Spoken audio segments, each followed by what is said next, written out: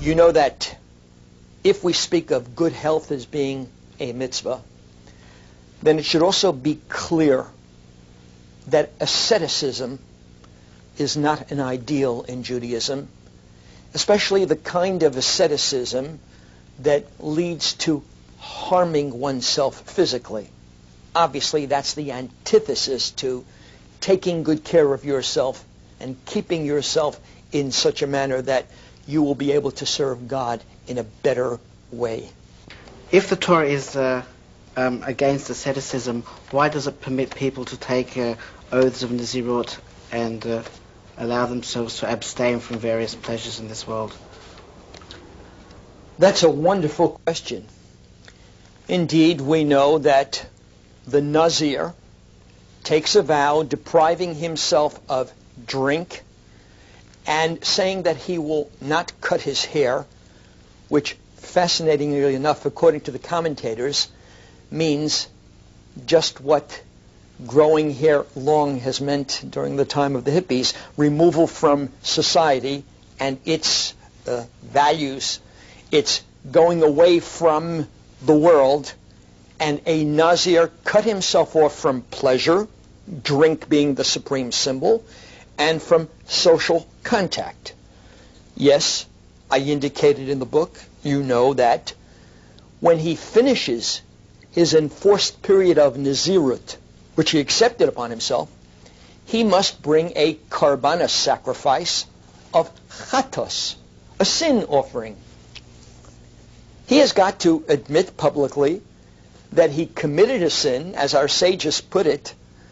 What he was expressing was a feeling that the laws given by God weren't sufficient.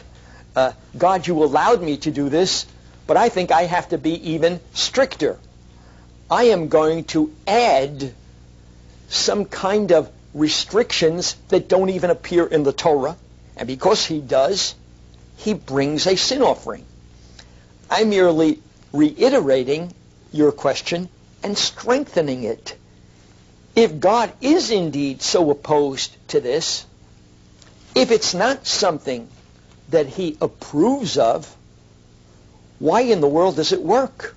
Why doesn't God simply say, if you declare that you want to be a Nazir, you're going against what I think is correct, and therefore there is no such thing?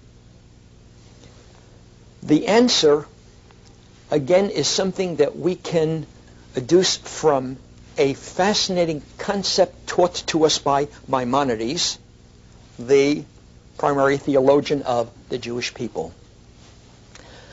I think you've got to put the Nazir into a certain context.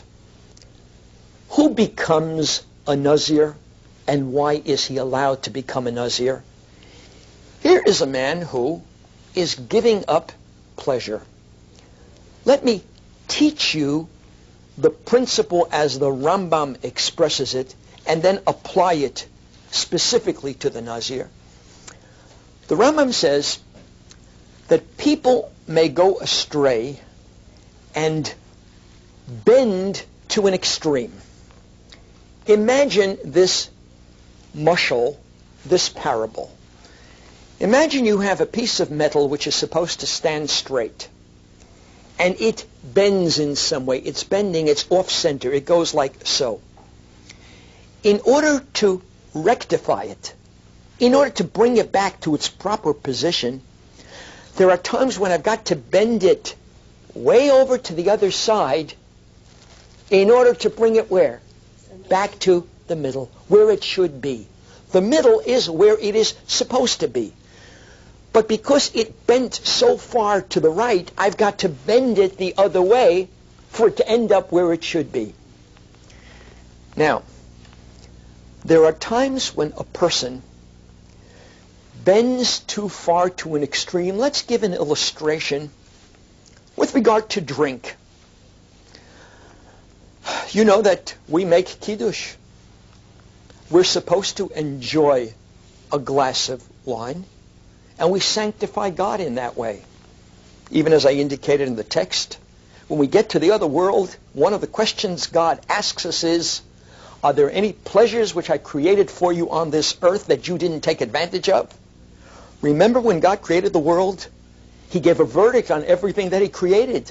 And what was that verdict? Tov, ki tov, ki tov, ki tov. It is good. For an individual not to drink a glass of wine ever would be to say, lo tov, this is no good. So we should have a glass of wine. And we use it for kiddush. We don't drink too many cups because we know what happens to us then. Hopefully, we can control ourselves. But imagine, if you will, and it isn't too hard to imagine because we see many illustrations of it in the world, someone who can't discipline himself or herself enough and goes to an extreme in drink. They then go to an Alcoholics Anonymous meeting in order to cure themselves of this extreme. And what are they told? You are not to touch a drop.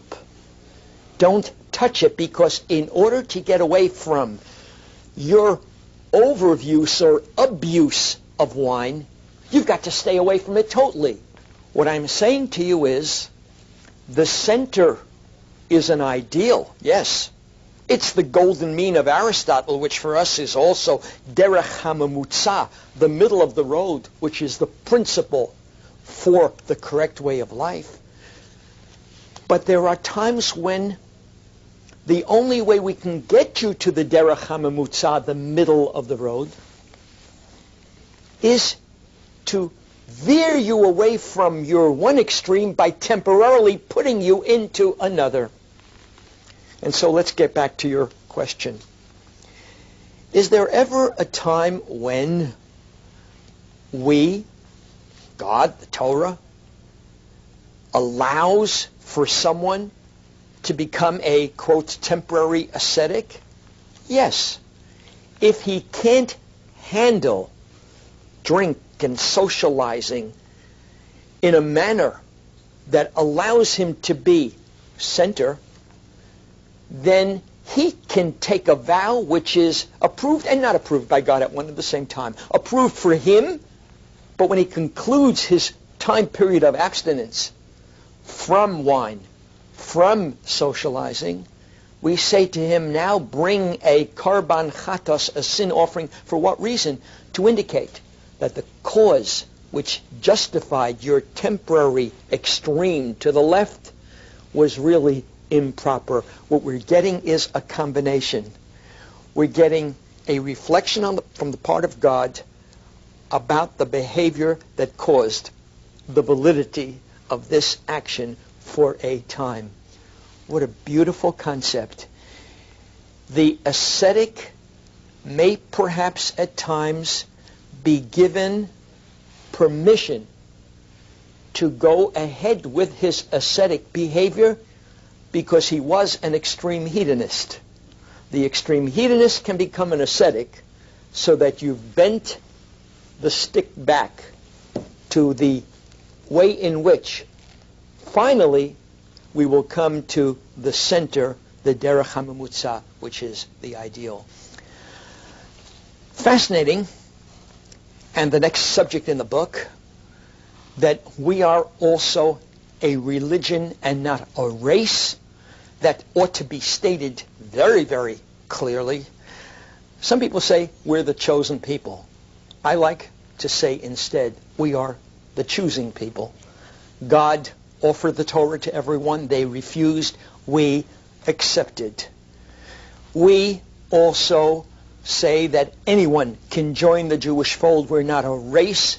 If people choose to become converts, they are accepted, and they become as Ruth and as Yisro. They become like anyone else in our people, and Ruth, you all know, is the ancestress of King David, who of course is the ancestor of Mashiach. I think the link is beautiful because here is a convert who comes to us from without, becomes religious. Her descendant is David, who eventually has Messiah, whose role is to bring the entire world precisely to the same point that Ruth got to on her own. What Ruth achieved way back when is what her descendant eventually will do for the entire world.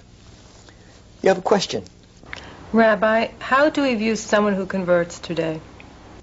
That's so interesting because indeed there are people I know who have mixed feelings, and they fail to understand something that is stressed over and over again in our tradition.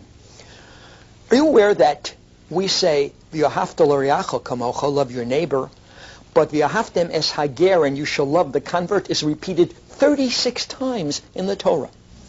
There is a special measure of love for a convert that's required for a simple and perhaps obvious reason. A convert didn't have to do it. A convert chose to do it. A convert's expression of religion is out of love, clearly and fully. Even within the Jewish fold, we have a fascinating tradition. You know that there are people who came to Judaism on their own, balei tshuva, people who return. And the Talmud teaches us, b'makom shebalei tshuva omdim tzadikim gemurim einam yecholim la'amod. In the place where balei tshuva stand, those who are totally righteous cannot stand. That is to say, they are not their equal. For the simple reason that it took a great deal more courage to get to where they are from their starting point. It took a tremendous amount of courage and conviction on the part of Balei Tshuva to come to where they now are. The Mishnah in Pirkei Avot, Ethics of the Fathers, makes clear a principle about God's judgment. There's very little that we know about how God evaluates people other than this. Lefum tsara agra. It's loosely translated, in accord with the pain is the gain. In accord with the level of difficulty of achieving something is the reward. It certainly is far more difficult for a Baal Tshuva to become religious than it is for me to keep kosher. I'm a 10th generation rabbi. Big deal. I ate kosher all my life. But someone who did it on their own, how wonderful, how much to be applauded, and indeed God does acknowledge that. People ask me, are converts equals of Jews? I would say, at the very least.